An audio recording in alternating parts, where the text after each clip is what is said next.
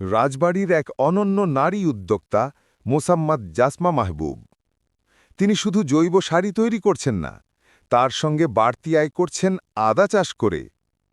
পরিশ্রম, ধৈর্য আর মাটির গন্ধে ভরা তার জীবন এখনও অনুপ্রেরণা সবার জন্য। গ্রামীণ নারীর সাফল্যের এক নতুন গল্প, যার নাম জাসমা মাহবুব। এখন শুনুন তার মুখে তার নিজের সংগ্রামের কথা। যে কি করব, পরে আমি ইউটিউবে দেখলাম যে আদা চাষ করে। তো আমি তখন দেখলাম আমার সার দিয়ে দেখি আমি চেষ্টা করে আদা চাষ করা যায় কিনা। তো রাজবাড়িতে হর্টিকালচারে গিয়ে আমি আদা প্রদর্শনী নিয়ে আসছি। তো ওরা আমার 400 বস্তা দিয়েছিল, আমি 300-র উপরে করতে পেরেছি। আর মাটি, বৃষ্টির কারণে মাটি ভিজে গেছিলো, এর জন্য পারি নাই আর। তো এখন আমার যে আদা গাছ হয়েছে, গাছ দেখে সবাই বলতেছে ভালোই হবে। তো আমি আশা করি, আমি প্রথম লাগিয়েছি, জানি না কতটুকু হবে, চেষ্টা করেছি যতটুকু পরিমাণে করার। আদা গাছ দেখে মনে হচ্ছে ভালোই হবে ফসল।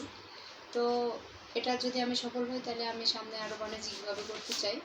আমার সরকারের কাছে অনুরোধ যে তারা যদি আমাকে সহযোগিতা করে, তো আমি আমার এই বাণিজ্যিকভাবে এই মশলা চাষটা, জৈব সারের পাশাপাশি মশলা চাষটাও করতে চাই। তো আমি চাই আমার এলাকায় আরও যে মহিলারা আছে তারাও আমাকে দেখে এগিয়ে আসুক, যে নারীরা ঘরে বসে না থেকে তার বাড়ির আঙিনায় পতির জমি আছে। এটা করলে তারা আস্তে আস্তে দেখবে। তারা কেউ যদি করতে চায়, তো আমি তাদেরকে পরামর্শ ও সহযোগিতা দিয়ে তাদেরকে সাহায্য করব।